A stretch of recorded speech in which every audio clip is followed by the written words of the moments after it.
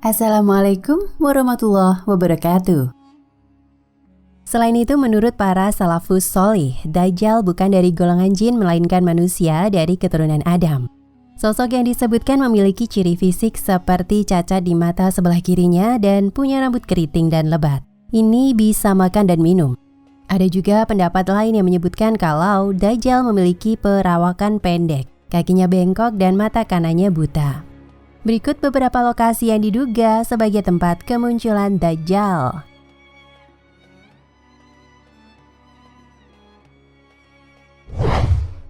1. Pulau Socotra. Pulau Socotra merupakan salah satu tempat misterius di bumi yang terletak di sebuah kepulauan kecil Samudra Hindia. Tepatnya berada di sebelah timur tanduk Afrika dan selatan Jazirah Arab. Socotra merupakan bagian dari wilayah Republik Yaman yang sebenarnya memiliki pemandangan eksotis. Pesona laut yang indah dapat memanjakan mata para pengunjung yang datang ke pulau itu. Hanya saja tak sedikit yang bergidik saat mengetahui kalau tempat itu merupakan rumah Dajjal. Lantas, benarkah Socotra adalah tempat tinggal makhluk tersebut?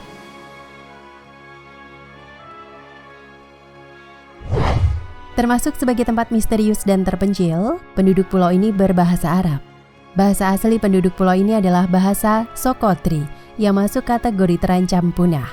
Melansir Nusa Daily, Pulau Socotra di Yaman telah menjadi bagian kegubernuran Adnan. Meski terpencil, namun ada beberapa wisatawan yang tertarik mengunjungi tempat itu. Hanya saja tak banyak wisatawan yang datang karena adanya isu tempat tinggal Dajjal. Selain itu, akses ke pulau ini pun kabarnya terbatas. Padahal penelitian mengungkapkan kalau di pulau ini terdapat sekitar 1.142 spesies flora dan fauna endemik. Salah satunya adalah pohon Suji Socotra atau Dragon Blood Tree yang unik. Bahkan UNESCO menempatkan kepulauan itu ke dalam daftar situs warisan dunia karena keindahan alamnya. Kemunculan Dajjal di bumi adalah salah satu tanda-tanda hari kiamat. Tempat tinggal Dajjal pun memang masih misterius. Banyak spekulasi kalau Dajjal dikurung di suatu tempat. Selain segitiga Bermuda, tempat lain yang dipercaya tempat tinggal Dajjal adalah Socotra. Tak sedikit yang menganggap bahwa tempat tersebut adalah Pulau Dajjal yang juga disebut The Lost World. Keberadaan Dajjal di Socotra kemudian dikaitkan dengan sejumlah hadis. Mengutip Pera.id, sejumlah riwayat hadis Nabi Muhammad SAW menyebutkan bahwa Dajjal bersembunyi di tempat rahasia. Dajjal akan muncul dari arah timur Madinah, yang bagi sebagian orang mengarah pada pulau tersebut. Namun, pulau itu masih terdapat manusia atau berpenduduk. Sementara itu, dalam hadis menyebut kalau Pulau Dajjal tak berpenghuni. Hadis riwayat Muslim mengatakan bahwa Dajjal akan muncul di tempat sepi antara Syam dan Irak. Saat ini, Dajjal masih hidup dengan keadaan dirantai yang sangat kuat dan kokoh. Hanya saja tidak ada satu orang pun yang tahu, kecuali Allah, di mana dia sekarang dan kapan akan datang ke permukaan bumi. Alhasil, teka-teki apakah Dajjal berada di pulau itu masih misteri hingga kini.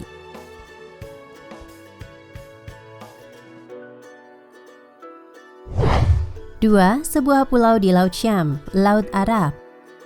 Tamim Ad-Dari, sahabat Nabi yang telah memeluk Islam dan sebelumnya merupakan pendeta Nasrani, memiliki sebuah kisah terkait kemunculan sosok Dajjal. Suatu saat ia berlayar bersama 30 orang laki-laki dari kabilah Juzam dan Laham. Mereka kemudian terdampar di sebuah pulau yang berada di Laut Syam, Laut Arab. Ketika terdampar di pulau itu, mereka menjumpai sosok berambut lebat yang bisa berbicara dan menyebut dirinya sebagai Al-Jassasah. Tamim beserta rombongannya kemudian diperintah oleh Al-Jassasah untuk memasuki sebuah biara. Di dalam biara ini ada sosok yang begitu mengerikan. Sosok tersebut bertubuh tegap dan sangat besar. Sementara itu kedua tangannya dibelenggu ke tengkuknya dan di antara kedua lutut dan mata kakinya dirantai menggunakan besi.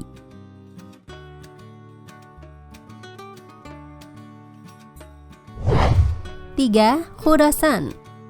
Dajjal akan keluar dari muka bumi ini di bagian timur yang bernama Khurasan. Hadis riwayat Tirmizi. Dalam hadis lain Rasulullah SAW bersabda, pasukan yang membawa bendera hitam akan muncul dari Khurasan. Tidak ada kekuatan yang mampu menahan laju mereka dan mereka akhirnya akan mencapai Yerusalem. Di tempat itulah mereka akan mengibarkan benderanya.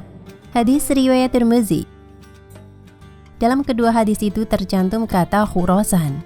Dr. Syauqi Abu Khalil dalam Atlas Al-Hadis Al-Nabawi mengungkapkan, saat ini Khurasan terletak di ujung timur Laut Iran. Pusat kotanya adalah Mashhad.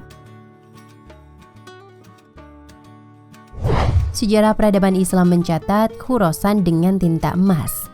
Betapa tidak, Khurasan merupakan wilayah yang terbilang amat penting dalam sejarah peradaban Islam. Jauh sebelum pasukan tentara Islam menguasai wilayah itu, Rasulullah Shallallahu Alaihi Wasallam dalam beberapa hadisnya telah menyebut-nyebut nama Khurasan.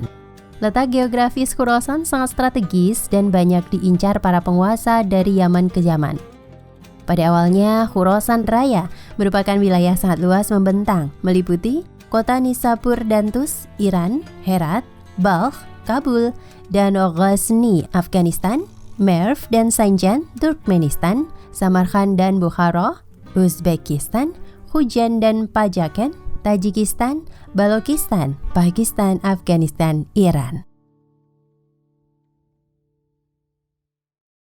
Kini nama Khurasan tetap abadi menjadi sebuah nama provinsi di sebelah timur Republik Islam Iran. Luas provinsi itu mencapai 314.000 km persegi. Khurasan Iran berbatasan dengan Republik Turkmenistan di sebelah utara dan di sebelah timur dengan Afghanistan. Dalam bahasa Persia, Khurasan berarti tanah matahari terbit.